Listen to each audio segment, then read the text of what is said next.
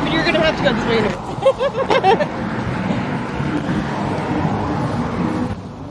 All right, Jack, we are transmitting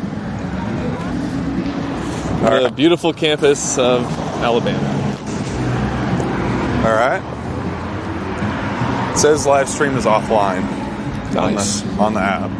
So that's good.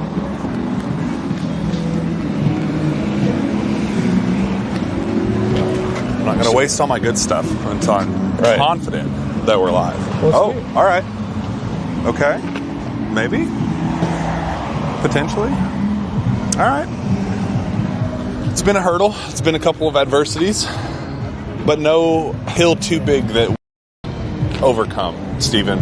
We're here. We are in Titletown, ready for the Cats and the College Crimson Childers Tide. being played over there. Do you think Tyler Childers is just over there, just sitting? I bet you it's not Tyler Childers, but they are playing a Tyler Childers song. Good. It's a good sign. It's a good omen. So, parking has been a pretty significant train wreck. Got denied a couple places.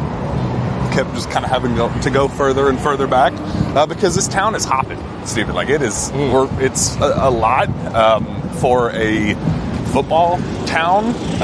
They are getting up for this basketball game. Does that worry you anymore with the pregame vibes, knowing that some of these other environments have they've pretended to care but haven't really been true basketball fans? Although I will say, some of those games, Kentucky has lost in those, and like the Tennessee environment down at Thompson Bowling was epic, and Kentucky found a way down there. Same with Mississippi State. This good point. Yeah, these football schools showing out for. Is Alabama a basketball school? Basketball school? Maybe now? Right now. Well, maybe not like right this very second, because the Crimson Tide are on a 2-game losing streak. Oof. That is one of the bigger talking points. It's a revenge matchup for the Cats. The third of 3. They took care of business in the first 2. Tennessee, Vanderbilt. They played the first one, got a repeat opponent, and then won the second matchup. So this is the third of 3 we will see to close out the regular season. Kentucky. It's kind of dumb that it just goes off. Like it doesn't like. Well, it says. I can't tell. Yeah, we just saw them walk past. All right. Well, maybe we might still be live. I don't know. I'm just going to keep talking as if we are, because what difference does it make? We have to make this stupid walk anyway. I'm recording. We might upload it later. Yeah, probably not. But if there is a reason to celebrate, then we'll obviously upload. So as I was saying before, I was so rudely cut off for no reason in particular. A 102-97 loss the first go round. It was the Grant Nelson game, as you can see by this guy's jersey. 25 points, a season high for the Tide. That came out of nowhere. He's been playing his worst basketball as a Crimson Tide since that very matchup. So that's kind of one of the bigger talking points, talking to Andrew Carr leading up to this game. He was a little pissed off. You could kind of tell that he was clearly not at full strength. It was not a game he was very proud of.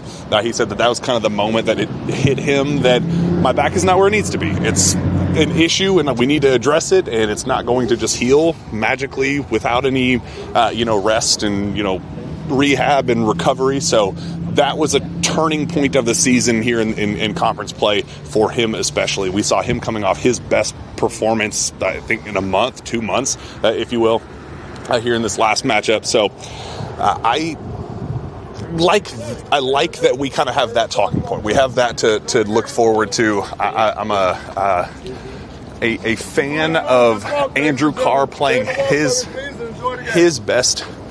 Andrew Carr's best is Kentucky at its best, especially with the Cats so shorthanded. Well, I watched that Duke game again and 2 nights ago as well. Yeah, and man, Andrew Carr was kind of the reason they won that Duke game, I feel like, and if they can get him back to being healthy 100%. We'll go this way. We can follow Ben Roberts. I feel like he knows where he's going. Ben Roberts always knows where he's going. Yeah, we're going to follow Ben Roberts. He knows where he's going. But yeah, I mean, having a healthy Andrew Carr, having him hit some threes, and he hit a big one against Vanderbilt on Wednesday. So what do you think? We get some Andrew Carr threes today?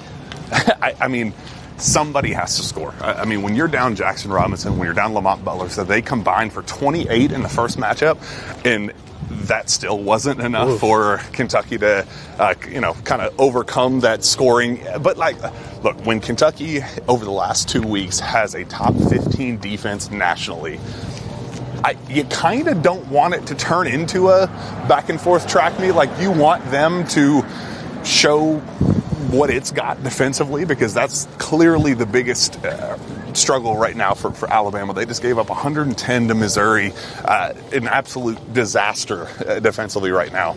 So honestly, if this thing stays and it somehow manages to stay in the 80s, I'm calling it a win for the Cats. If this does turn into a 97-92 battle or something, I have a hard time thinking that with the guys that Kentucky has right now, they will be able to keep up with the scoring, with how much scoring they're missing.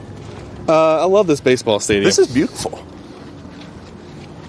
We've seen a couple of nice. This looks like a AAA stadium. Yeah, that's kind of how I thought about Mississippi State's also when we were there. Yeah, I think if you can't, up